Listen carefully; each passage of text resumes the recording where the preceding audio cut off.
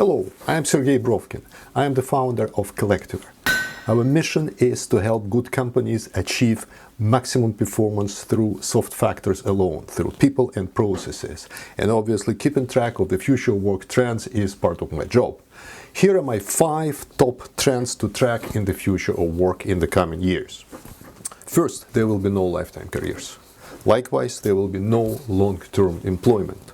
The rate of change in science and technology has reached such a level that no job will remain relevant for more than a few years. And almost all of us will have to change several jobs, several employers, and maybe several professions over the lifetime, because many roles and many companies even will become obsolete in as little as 5-10 years.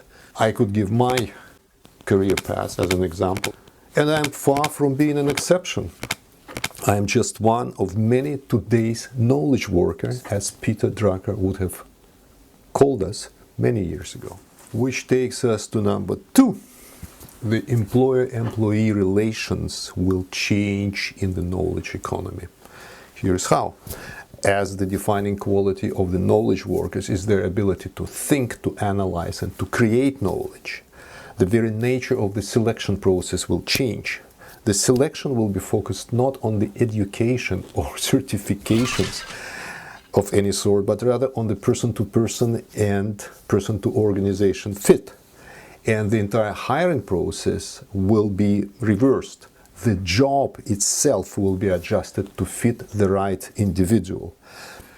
With those 2 items in place, the third one comes in naturally. Work-life balance will become the norm, not a negotiation item.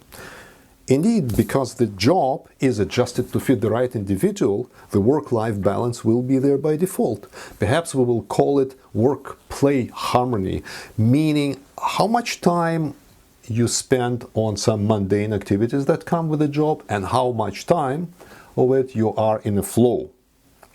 Since the day I moved out of the standard corporate environment, I have been living mostly in the work-play harmony state. I cannot tell you for sure how many hours per day or per week I work and how much do I live, because now everything is life for me. To me, what is work-life balance problem? Number 4, many large multinationals will cease to exist. As knowledge in the knowledge economy becomes the primary production resource, and putting together and maintaining the most efficient and creative team becomes key to business success, economies of scale will be replaced by something like efficiency and creativity of communication, and therefore many large corporations will have no economic reason to exist. Plus, communication efficiency is always limited by the size of the team. This trend is not evident today, as the size still matters in our reality in the industries where all means of production, land, labor, and physical assets remain dominant, or where the size allows to monopolize the market, in full compliance with the spirit and the letter of Friedman's shareholder primacy model. Fortunately, we can say with confidence that Milton Friedman's doctrine will be obsolete soon. And that takes us to the last but most important trend, number 5. This is not about the future of work. It is about the future of society.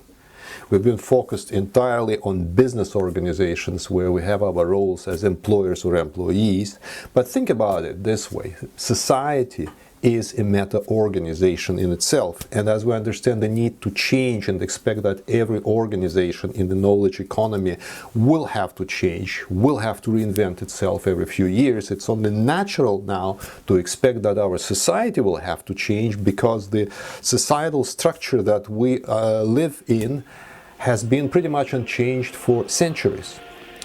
I am not advocating for a revolution or anything of that sort. I'm just highlighting the trend in which society and work will be inseparable. Society will have to update its structure in order to continue evolving.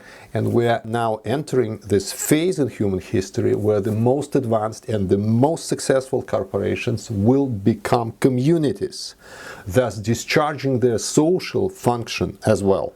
The great Peter Drucker predicted this coming already 30 years ago, and another visionary, our contemporary Henry Mintzberg, developed this idea further in his book Rebalancing Society. He says companies must remake themselves into places of engagement where people are committed to one another and to their enterprise.